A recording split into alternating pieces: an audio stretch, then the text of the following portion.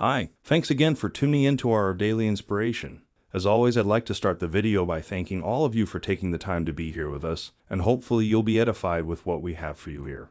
And this is certainly going to be quite interesting. I'd like to share a question that Father Daniel Reehil received during his radio show on Radio Maria, and hopefully for some of you who are facing something similar in your own life, you'll find this helpful.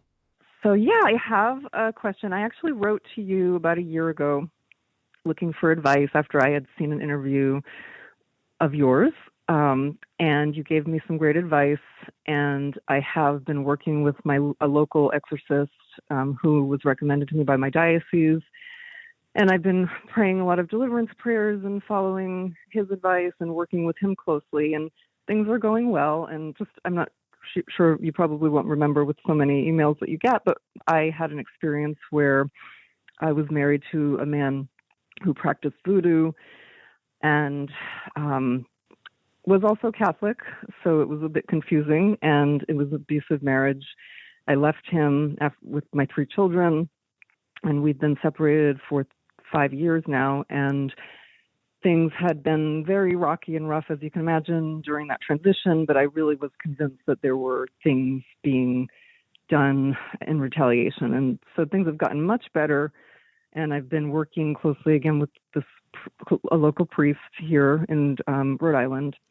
But I just wondered, I wanted to just follow up and see if you might have any other suggestions of where to go from here. And of course, he's helping me, but I would love to hear your insight. I just still feel we go through periods of time where things are smooth, and obviously there's struggles. I have 3 teenagers, so it's not a smooth sailing life by any means, but there are just times when I feel strongly that there's still retaliation being initiated. So I just wondered if you had any further advice for me. Yeah, well, you can pray prayers against retaliation every day. You can do prayers to break curses every day. Do you have the book by Father Chad Ripperger, Deliverance Prayers for Use by the Laity? With the person I'm working with, yes. Did you hear you have that book?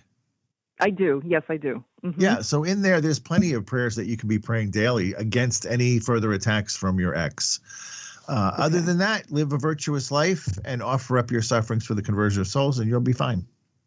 And for the second part of this video, I'd like to share something from the exorcist Msgr Stephen Rossetti, and it's this: the dark world cannot heal.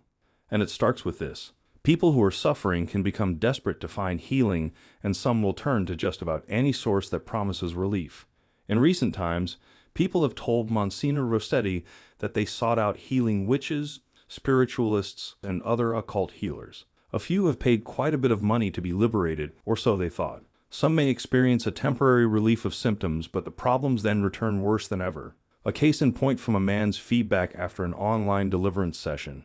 This session was particularly powerful, especially the new prayers that were added, the ingestion of cursed objects. I consumed the Amazonian psychedelic brew during a pagan ceremony. I was looking for healing. This was before I turned back to Christ and His church. I went to hell under the influence of this pagan drug. It was horrific, a place without God, life, or humanity. I prayed and came back to Jesus. I had been experiencing entities strangling me in my sleep, having constant fear and weight loss, inability to sleep more than 4 hours for 2 years. No doctor could help. I was being demonically oppressed. After confession and doing a formal renouncement of the occult with a priest, it all stopped.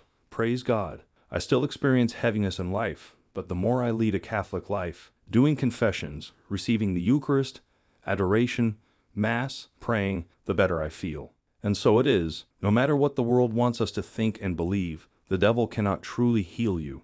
No one who practices witchcraft, the occult, and invokes pagan gods can heal you. Invoking the powers of the dark world can only make you sicker. And here's the ultimate truth: Jesus alone is Lord, and He truly heals. Turn to Him and trust. God may or may not give you the healing grace you want. Trust that God's plan is for the best. Be assured, God will give you the graces you need to endure your sufferings in this life, and He will welcome you into the next. Well then, that will be all for the video this time. As always, thank you so much for taking the time to be here with us. And if there's any question or feedback, please don't hesitate to let me know in the comments below. And until the next one, stay safe, stay healthy, and may God bless you.